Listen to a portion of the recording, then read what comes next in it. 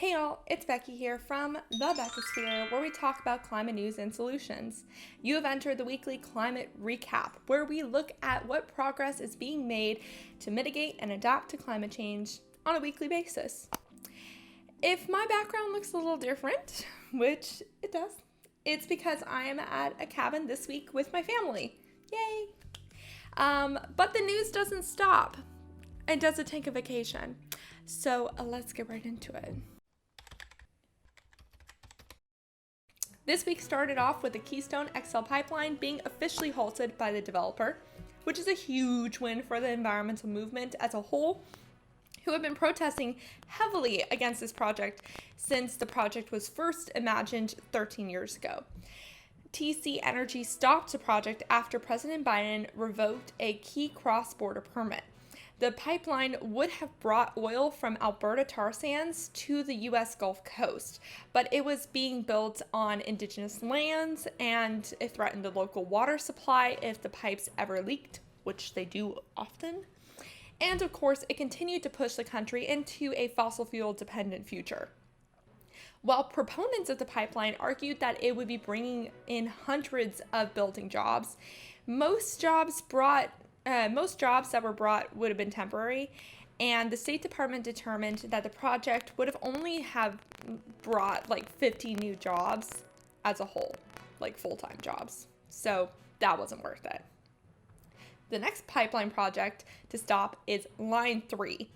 I will leave some information below to learn more about it, and Zenturo did an excellent video on the protests recently. Also in the U.S., Secretary of Energy Jennifer Granholm launched the first of many Energy Earthshot initiatives designed to speed up the clean energy transition. This was the first one, and it's called the Hydrogen Shot, which seeks to reduce the cost of clean hydrogen by 80% to $1 per kilowatt within the next decade. Check out more of this project in the sources links. As mentioned in last week's recap, the G7 leaders met in Cornwall, England this weekend to discuss various topics, including climate change.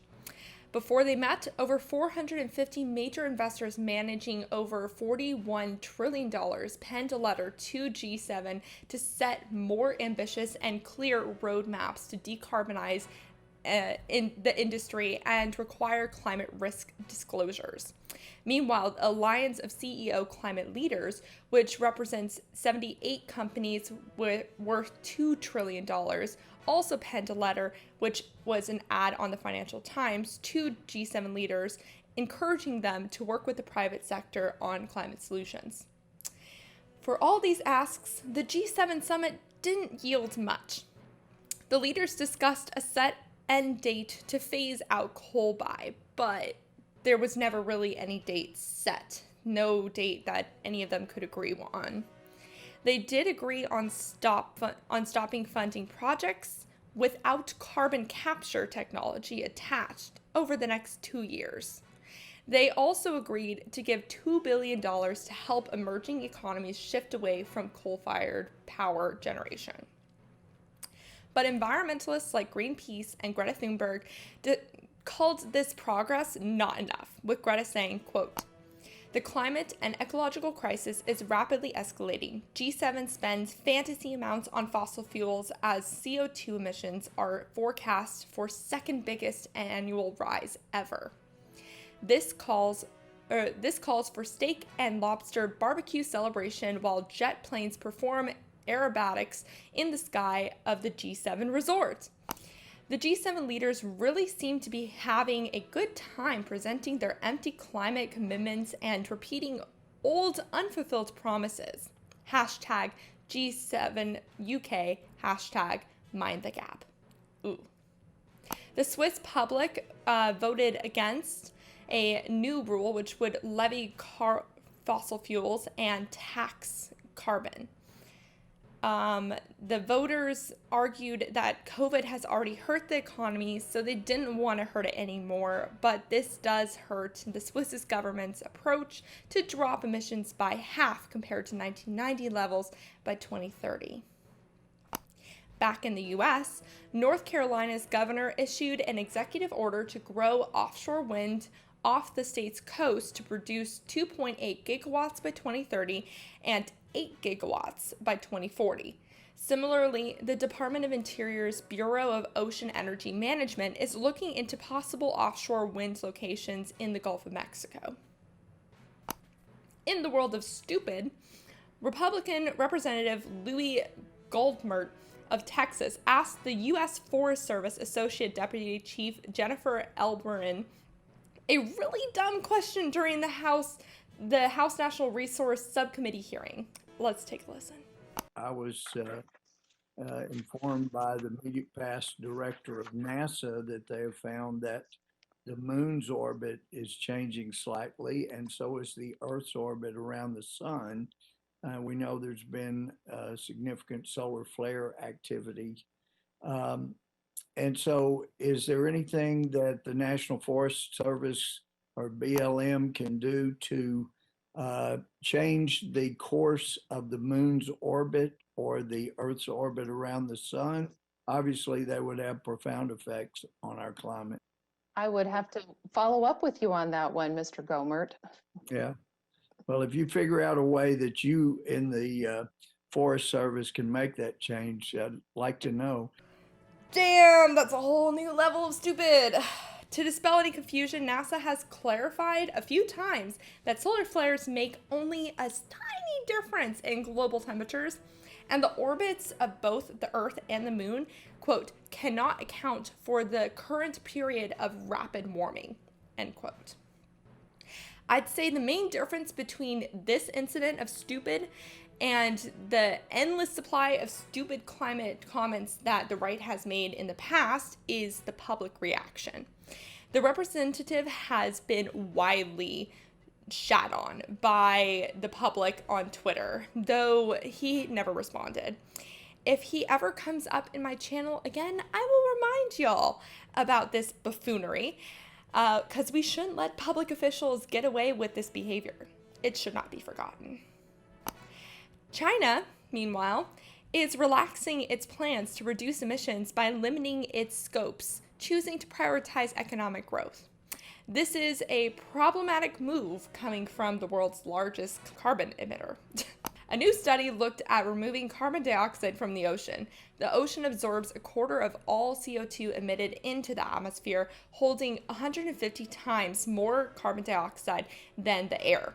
So the new idea is to sequester carbon from the ocean by turning it into limestone. They do this by passing seawater through an electrically charged mesh to trigger a chemical reaction which speeds up the combining of naturally found metal molecules with the CO2 molecules. It looks similar to a water treatment process. The researchers have created a small prototype to learn how fast the process can be. You can read more about the study itself in the resource section below. The Bank of England is running a voluntary climate change financial stress test using 3 scenarios to the test: early action, late action, and no action on climate change. It will not be used to set capital requirements, but they may inform the Financial Policy Committee's approach to system-wide policy approach. Poland joins a large list of countries being sued for climate inaction by a few of its citizens. The country is investing in offshore wind and building its first nuclear power plant, but the 5 citizens argued that the country isn't doing enough to phase out coal and improve air quality, which is fair. It's important to pay attention to what countries are doing to phase out fossil fuels, just as much as it is to look at what they're doing to increase clean energy generation.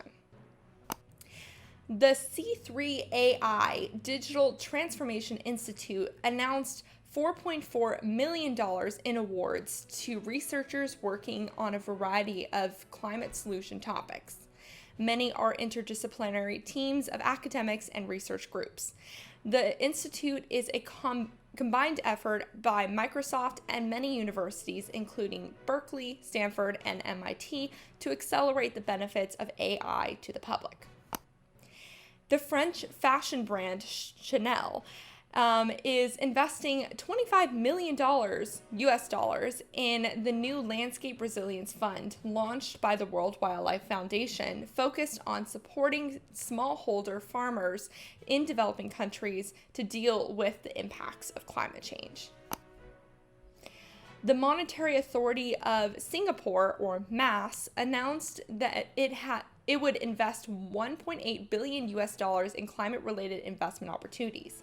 The fund will be placed with 5 asset managers under its Green Investment Program, or GIP, to responsibly spend this money. The think tank Influence Map, that monitors corporate lobbying around climate change, reported that many European airlines, including Air France, IAG of British Airways, Lufthansa, and Ryanair, are all discouraging any sort of climate action from the UK. In fact, the author found it startling how unified they were against climate action. A workshop with 50 of the world's leading experts on biodiversity and climate change, representing the Intergovernmental Science Policy Platform on Ecosystem, or IPBES, and the Intergovernmental Panel on Climate Change, or IPCC, have emphasized the importance of tackling climate change and biodiversity at the same time.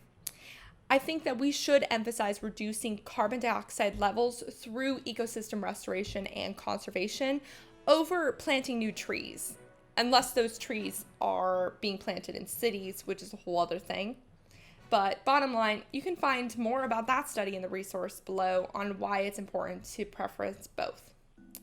And that was the news from June 8th to the 15th. If I missed anything, which I'm sure I did, please go ahead and leave it in the comments below.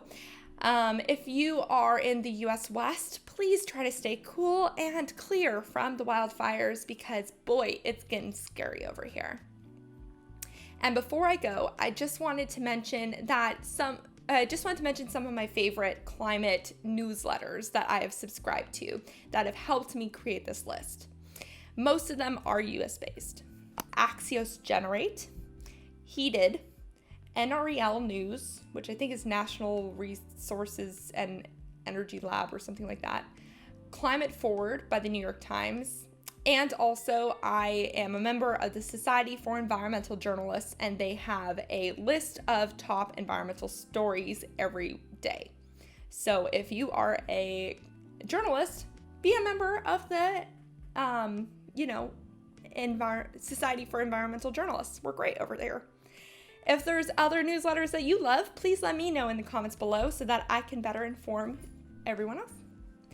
And without further ado, make sure to support your local news organizations and to talk about climate change every day. And I will see you all later. Bye.